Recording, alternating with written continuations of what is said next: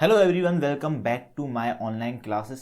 तो यार सबसे पहले तो मैं सब लोगों को सॉरी बोलना चाहता हूँ। काफ़ी दिन हो गए हैं जब से वीडियो नहीं आई है, बिकॉज मेरे लैपटॉप में थोड़ी प्रॉब्लम आ गई जिसकी वजह से उसको सुधारने में थोड़ा सा टाइम लग गया, इसलिए मैं वीडियो नहीं ला पाया था। कोशिश करेंगे कि अब से हम थोड़ा सा कंसिस्टेंट रह पाएँ। तो आज हम लोग मिलकर करेंगे पाइथन के कुछ प्रोग्राम को। तो देखते हैं, आपने अगर अच्छी प्रैक्टिस कर रखी होगी तो आप कर पा रहे होंगे। तो सबसे पहला क्वेश्चन है, find area of square side taken as input from user. मतलब इसमें हमें यूजर से इनपुट लेना है स्क्वायर की साइड को, और उसका एरिया हमें आउटपुट में प्रिंट करवाना है। तो वीडियो तो पॉज करके आप इसको अपने लैपटॉप पर, या जिन लोगों के पास लैपटॉप नहीं है वो लोग पेपर और पेन का यूज करके लिख सकते हैं और देख सकते हैं कि उन्होंने कैसा लिखा है, और फिर वो लोग चेक कर सकते हैं उनका प्रोग्राम जो है सही है या नहीं है। तो चलिए मैं बता देता हूँ किस तरह से इस प्रोग्राम को लिखना है। बहुत ही सिंपल सा ये प्रोग्राम है। तो हम VS कोड पे जाएंगे। पहले VS कोड पर आने के बाद सबसे पहले हम अपनी फाइल बना लेते हैं पाइथन की। तो हम यहाँ से पाइथन सेलेक्ट करेंगे, तो इसको सेव कर लेता हूँ मैं। किसी भी नाम से हम सेव कर सकते हैं। मैं प्रैक्टिस नाम से सेव कर देता हूँ, प्रैक्टिस पाइथन सेव। तो सबसे पहले हमें यूजर से लेना है स्क्वायर ई साइड, इनपुट करवानी है हमें वो। तो हम कैसे करेंगे, हम लिख लेंगे यहाँ पे s इक्वल टू इंट, फिर लाएंगे हम ब्रेसेस और फिर इनपुट, बिकॉज हमें इनपुट लेना है यूजर से। और यहाँ पे हम कुछ टेक्स्ट लिख देते हैं जो डिस्प्ले हो रहा होगा। Please enter the side of square.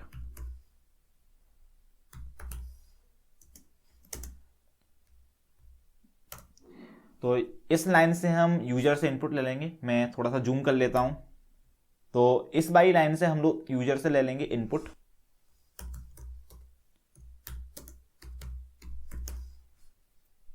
अब हम करवाना चाहते हैं कुछ उससे काम। हमने यूजर से तो इनपुट ले लिया, इंटीजर टाइप की हमने वैल्यू यूजर से इनपुट ले ली है। अब हम उस वैल्यू का करेंगे क्या, हम लोग यहाँ पर एक और वेरिएबल बना लेते हैं एरिया नाम से, एरिया। और इसमें हम s का मल्टीप्लाई s से कर देंगे, और फिर हम यहाँ पे इसको प्रिंट करवा लेते हैं। प्रिंट, पहले मैं उस चाहता हूँ लिख कर आ जाए इनपुट में, एरिया एज, और फिर यहाँ पे हम लिख देंगे एरिया।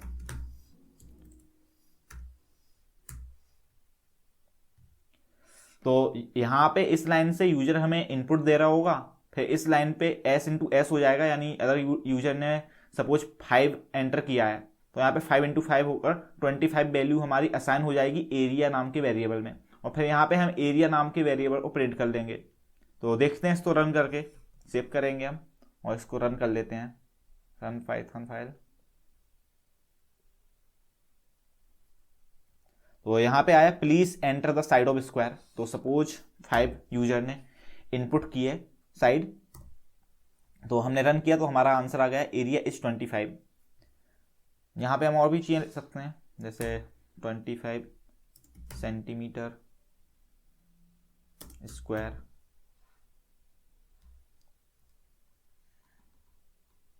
तो हमें क्वार्ट्स में लिखना पड़ेगा। अभी इसको रन करके देखते हैं दोबारा। तो फिर से हम लिख देते हैं, मान लीजिए इस बार से एंटर करवा लेते हैं। तो यहाँ पर एरिया इस 36 सेंटीमीटर स्क्वायर आ रहा है। तो ये रहा हमारा फर्स्ट प्रोग्राम। अभी इसको हम कमेंट आउट कर देते हैं।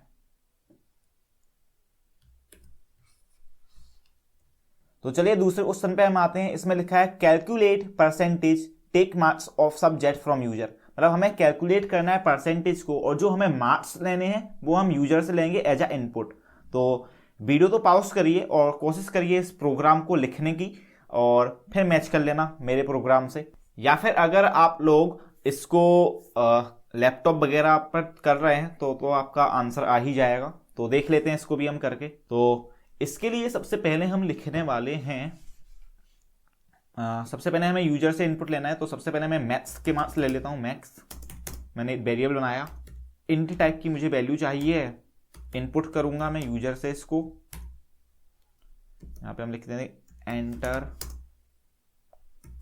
Marks of math.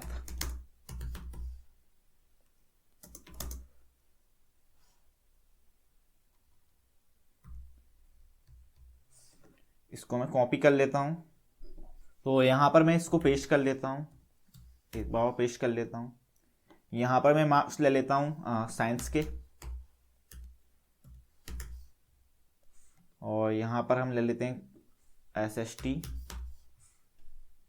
और यहाँ पे भी हम चेंज कर देंगे साइंस। यहाँ पर भी हम चेंज कर देंगे SST। तो ये हमने मार्क्स इनपुट करा लिए हैं, आप और भी मार्क्स इनपुट करवा सकते हैं। मैंने मैथ्स और साइंस और SST के करवाए हैं, 3 सब्जेक्ट के, आप 5 या 6 सब्जेक्ट के इनपुट ले सकते हैं। इसके बाद अब हम अपना काम करवा लेते हैं, जो हमें काम करवाना है। तो हम एक और वेरिएबल बना लेंगे परसेंटेज नाम से, परसेंटेज इक्वल टू, और इसमें हम क्या करेंगे, maths plus science, science plus SST। 3 हमने मार्क्स ले लिए हैं, साइंस के, SST के और मैथ्स के, और इनको हम सम करवा देंगे और फिर हम डिवाइड कर देंगे इसमें हम 3 से, तो हमारी परसेंटेज कैलकुलेट हो जाएगी। और इसको हम प्रिंट करवा लेंगे फिर, तो प्रिंट लिखेंगे हम ब्रैकेट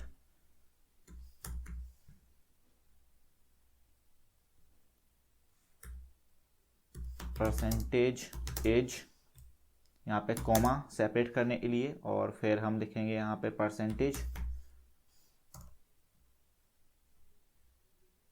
और फिर से कॉमा, और यहाँ पे एक परसेंटेज का सिंबल भी हम बना देते हैं।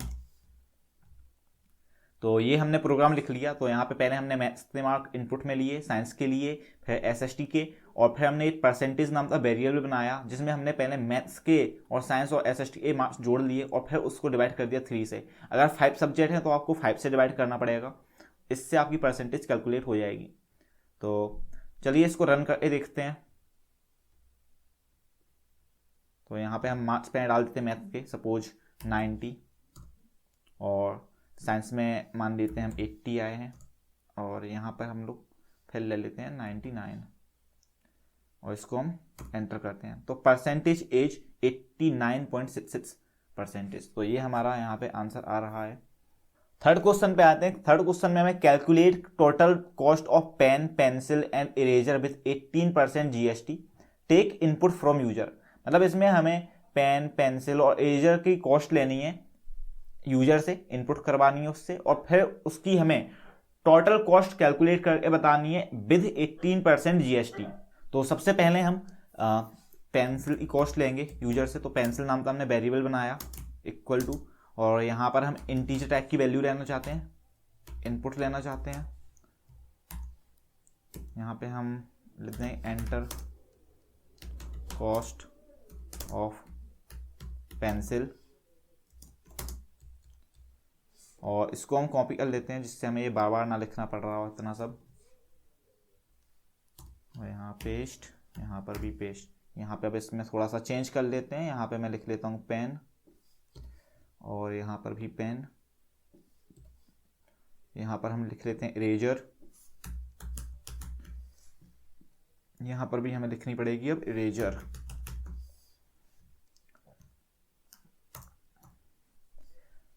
अब हम अपना काम करवा लेते हैं। तो इसके लिए हम यहाँ पे कॉस्ट एक वेरिएबल ले लेते हैं, कॉस्ट इक्वल टू, और यहाँ पर हम क्या करेंगे, सबसे पहले तो इन सब की कॉस्ट हम कैलकुलेट कर लेंगे।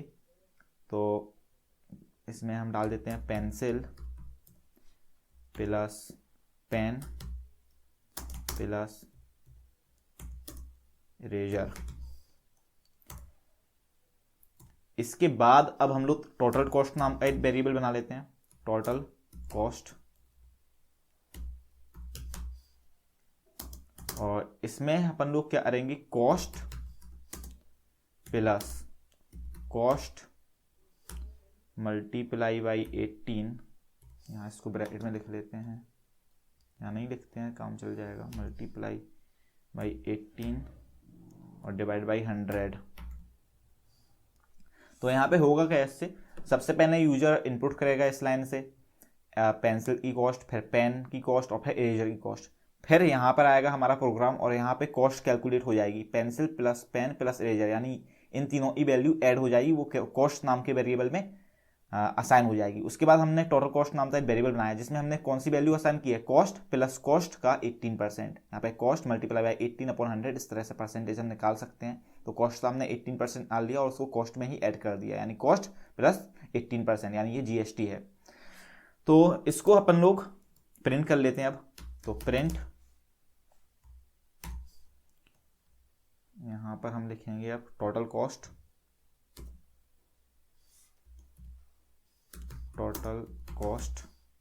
इक्वल टू, और यहाँ पे कॉमा से सेपरेट करेंगे हम पहले इसको और फिर लिख लेंगे हम टोटल कॉस्ट।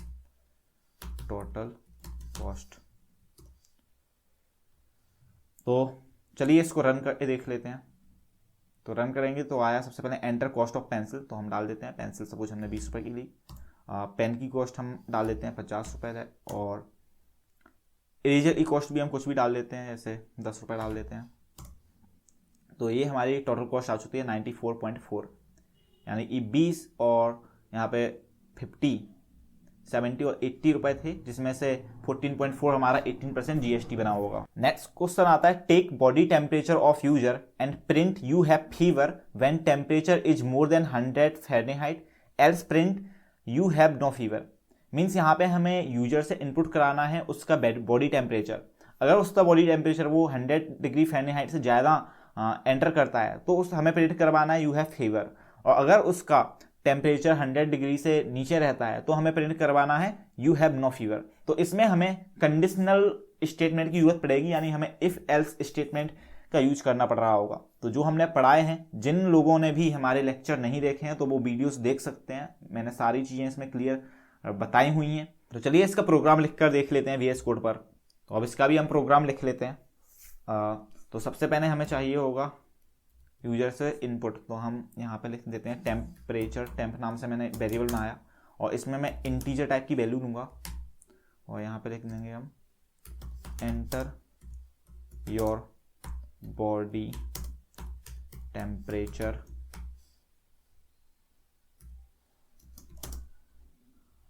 अब इफ कंडीशन लगाएंगे हम और चेक करेंगे, if temp is more than 100 degree colon, तो हमें प्रिंट यहां पे करना है प्रिंट यू हैव फीवर। और अगर ऐसा नहीं है 100 डिग्री से कम है तो हम एक एल्स वाली कंडीशन बना लेते हैं, इसमें हमें कोई कंडीशन नहीं देनी पड़ रही होगी, और यहां पे प्रिंट करवा लेंगे हम प्रिंट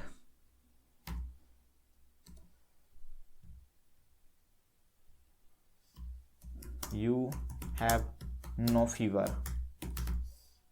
तो इसको हम रन कर लेते हैं। बहुत ही इजी प्रोग्राम था ये वाला, आई होप सब लोगों ने कर लिया होगा पहले ही, मुझसे पहले ही वीडियो पॉज करके। तो इसको भी रन करके देख लेते हैं। कुछ एरर आ रहा है यहाँ पर, यहाँ पर मैंने ब्रैकेट नहीं लगाए हैं, इंटीजर तो ठीक है। यहाँ पे मैंने इनपुट नहीं लिया है यूजर से, तो इनपुट बना लेते हैं अपन लोग यहाँ पे इनपुट, और यहाँ पर भी हम ब्रैकेट इसको बंद कर देते हैं। अभी रन करके देखते हैं।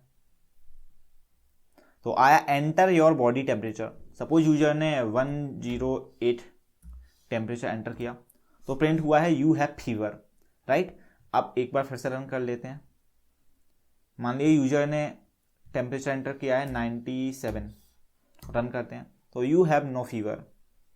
तो ये था प्रोग्राम टेम्परेचर वाला। तो क्वेश्चन नंबर 5 आता है, write a program that takes a year from a user and print whether the year is leap or not. मतलब यूजर एंटर करेगा ईयर और हमें बताना है वो ईयर लीफ है या फिर नॉट लीफ है, यानी नॉर्मल ईयर है। तो देख लेते हैं इसका प्रोग्राम भी। तो सबसे पहले यूजर से हम ईयर इनपुट करवा लेते हैं। तो ईयर नाम का मैं एक वेरिएबल बना लेता हूं, और यहाँ पे इंटीजर टाइप की वैल्यू रहने वाली है, और यहाँ पर इनपुट, और यहाँ पे हम यूजर से बोल देंगे एंटर एनी ईयर।